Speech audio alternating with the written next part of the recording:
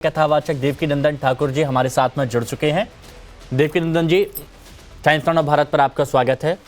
एक सवाल लोगों के मन में है कि आपकी तरफ से जब मांग की गई कि अलीगढ़ मुस्लिम यूनिवर्सिटी में एक मंदिर भी होना चाहिए और खुद उस वक्त डिप्टी सीएम वहां पर मौजूद थे, क्या आपको रिस्पॉन्स मिला उस वक्त?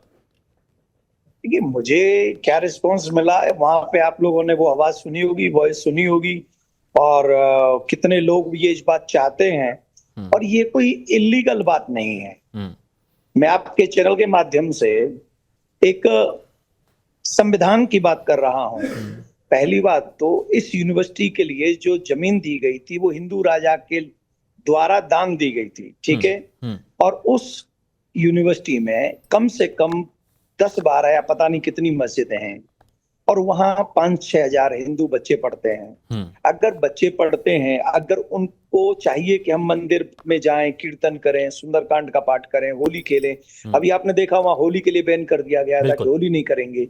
अब जब संविधान सबको समान राइट्स देता है, और आपकी जानकारी के लिए बता दूं, 5,500 करोड़ प्लस, कितने 5,500 करोड़ प्लस 2019 से लेके 2023 तक सरकार के द्वारा धन प्राप्त हुआ है इस यूनिवर्सिटी को, जो सबसे ज्यादा मिलता है इसको।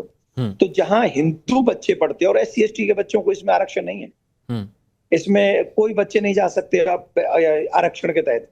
तो जब हम सरकार के द्वारा कोई चीज चला रहे हैं और सरकार उसके लिए धन दे रही है, और सरकार धन देती है संविधान के तहत, और संविधान सबको समान राइट्स देते हैं, जहां 15-20 मस्जिद खड़ी कर सकते हैं, तो एक मंदिर खड़ा करने में क्या प्रॉब्लम है?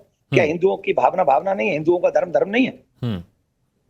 अच्छा देवकीनंदन जी, एक बात प्लीज बताइएगा, क्योंकि आपसे पहले 2018 में छात्र नेता वहां पर मांग कर चुके हैं मंदिर बनाने की। 2025 में रूबी आसिफ अली हैं, उन्होंने मांग की है, मंत्री रघुराज सिंह ने मांग की है, आपने भी मांग की, तो इससे पहले भी मांग हुई है। अब आपने ये मांग उठाई है तो सब जगह चर्चा हो रही है, तो इस बार आपको उम्मीद है कि आपकी मांग का असर होगा? नहीं, होना चाहिए। अगर हम एक देश में रहते हैं और एक देश में संविधान चलता है, संविधान के तहत हमारा देश आगे बढ़ रहा है, तो क्यों नहीं होना चाहिए? एक के साथ न्याय, एक के साथ अन्याय क्यों होगा? आप मुझे बताइए। मैं जब कल गया था उस उद्घाटन समारोह में, वहां अलीगढ़ के तमाम जो छात्र थे, जो नेता थे, जो लोग थे, वो आए थे मेरे पास, और उन्होंने ये सब बातें मुझे कही थी। तो मैंने एक सरकार के प्रतिनिधि जो वहां पर हमारे केशव प्रसाद मौर्य जी थे, उनके सामने मैंने बात रखी। अरे भाई, हम लोग तो धर्मगुरु हैं, अपने बात उनके आगे रखी, आगे उन पे क्या अमल होगा ये वहां का जो यूनिवर्सिटी जो प्रशासन है वो देखे। लेकिन हम चाहते हैं कि हमारे बच्चों का मान सम्मान वहां होना चाहिए, और उनकी भी पूजा पाठ जो वो चाहते हैं दिल से, उनको वो अवसर मिलना चाहिए। और इसमें कोई काहे कलेश करने वाली बात नहीं है। या तो ये कि सरकार से हम राशि नहीं लेते, धनराशि नहीं लेते, तो सरकार की बातें या संविधान की बातें क्यों माने? और जब लेते हैं तो फिर संविधान की बात माननी चाहिए। हमारे बच्चों का भी ध्यान रखना चाहिए वहां पे।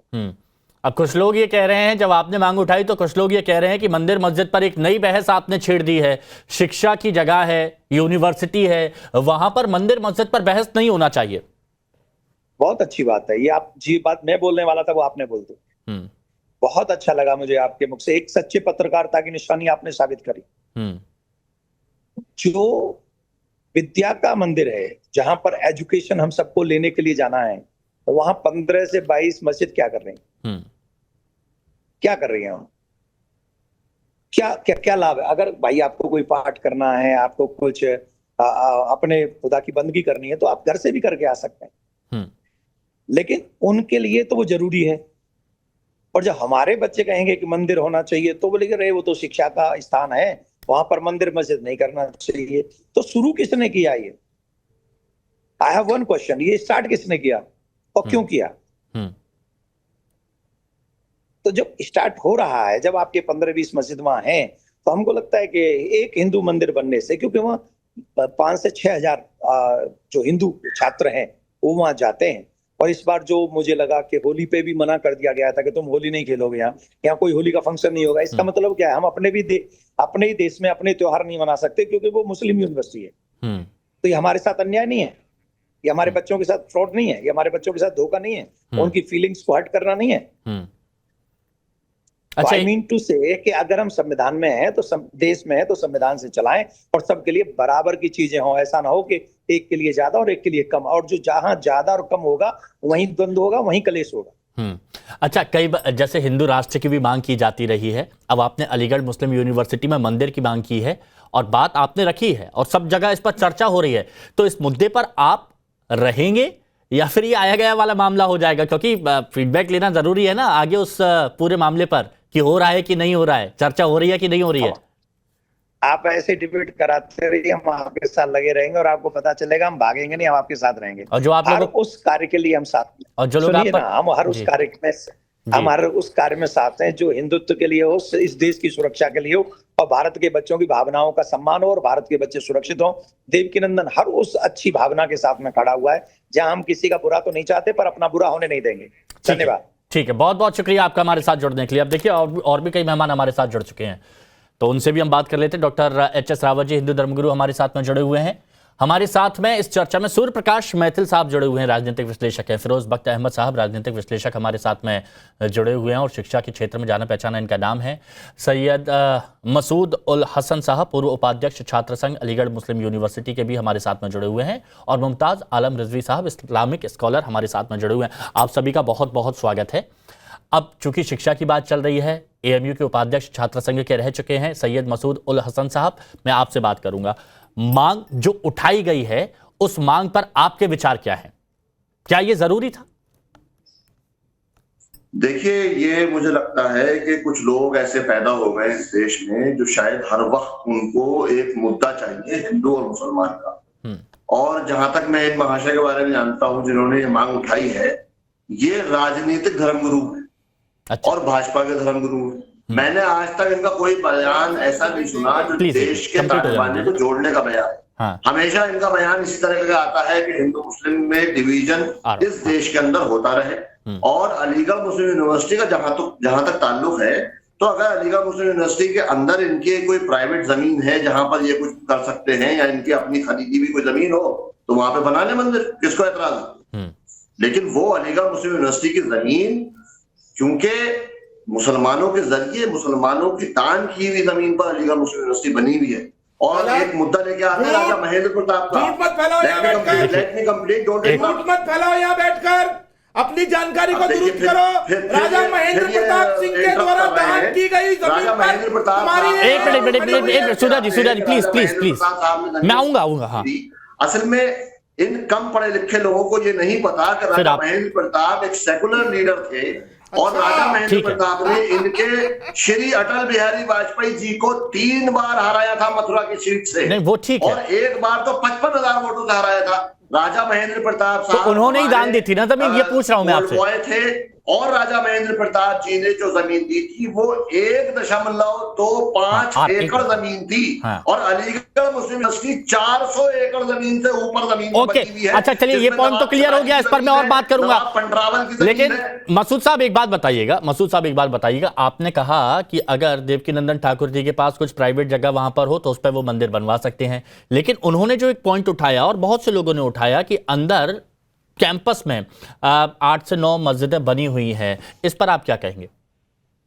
वो मस्जिदें आज की बनी हुई नहीं है, वो मस्जिदें नवाबों ने बनवाई थी। जिन नवाबों ने जमीनें डोनेट करी थी अलीगढ़ मुस्लिम यूनिवर्सिटी को, जिनमें नवाब वकारुल मुल्क थे अमरोहा के, नवाब मोहसिनुल मुल्क थे, नवाब छतारी थे, नवाब पंडरावल थे, नवाब धर्मपुर थे, और नवाब रजा अली खान रामपुर के थे, नवाब हैदराबाद थे, नवाब भोपाल थे। तो अगर मंदिर बनता है तो आपको दिक्कत होगी, ये पूछ रहा हूं, बस फिर मैं आगे बढ़ रहा हूं। सुनिए, उन लोगों की बनवाई हुई मस्जिदें हैं। और अलीगढ़ मुस्लिम यूनिवर्सिटी में अगर इतनी ही इनको मंदिर बनवाने का शौक है तो पहले बनारस हिंदू यूनिवर्सिटी के अंदर जाकर कोई मस्जिद तो बनवाएं। बनारस हिंदू यूनिवर्सिटी के अंदर क्या देवकीनंदन जो है वो वहां पर जाकर के मस्जिद बनवाएंगे, उसकी नींव रखेंगे? तो मैं ठीक है, इस पर मैं पूछ लूंगा सौहार्द की बात होनी मसूद भाई, इस पर मैं पूछ लूंगा, इस पर मैं सवाल पूछूंगा। यहां पर सवाल पूछा जाता है इस डिबेट में, हर किसी से पूछा जाता है, इसलिए मैं आपसे पूछ रहा हूं कि अगर यहां पर मंदिर बनाने की मांग जो की गई है तो आप इसके समर्थन में है? अगर हिंदू छात्र भी हैं वहां पर, अगर उनके लिए बना लिया जाए तो क्या दिक्कत है? बस पॉइंट ऑफ व्यू आपका जानना चाहता हूं। देखिए, हिंदू छात्रों के लिए यूनिवर्सिटी कैंपस के बराबर में एक मंदिर बना हुआ है, जहां अंदर मतलब आप नहीं चाहते कि बने? वहां पे बना हुआ है ऑलरेडी, तो जबरदस्ती का एक कंट्रोवर्सी क्रिएट ठीक है।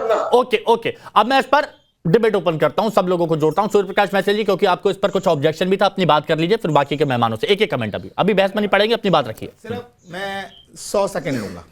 देखिए अभी यहाँ पर ये जो मसूद उल हसन जो हैं, अजहर नहीं, वो तो आतंकवादी थे। अरे नहीं। हाँ। तो ये जो मसूद उल हसन जी हैं, इन्होंने कहा कि वो तो मुसलमानों ने दिया था, वो तो मुसलमानों के द्वारा डोनेटेड था।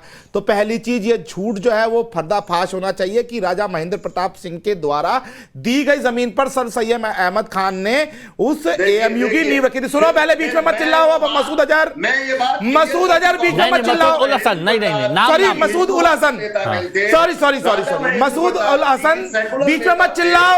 ये जो है ये राजा महेंद्र प्रताप के द्वारा डोनेटेड जमीन थी। अब दूसरी चीज, 2019 से 2023 का डेटा मैं उठा लेता हूं अगर, तो 5,564 करोड़ रुपया UGC के द्वारा AMU को दिया गया। वो भारत सरकार के द्वारा दिया गया, केंद्र सरकार के द्वारा दिया गया डोनेशन है। ये हाथ मत हिलाओ, पहली चीज। दूसरी चीज, अगर इन्होंने पंडरौना के नवाब, हैदराबाद के नवाब, अमरोहा के नवाब की बात की, अरे भैया उनका अलीगढ़ से लेना देना क्या? अलीगढ़ के ऊपर जो राजा राज करते थे उनके द्वारा वहां की जमीनें डोनेट की गई और वो हिंदुओं ने डोनेट की। दूसरी चीज, अगर ये संविधान की बात करते हैं, हर चौक चौराहे पर ये नमाज अदा करने की बात करते हैं, हर जगह मस्जिद तामीर करने की बात करते हैं, तो ये देश संविधान से चलेगा क्या? अलीगढ़ मुस्लिम यूनिवर्सिटी पर देश का संविधान लागू नहीं होता?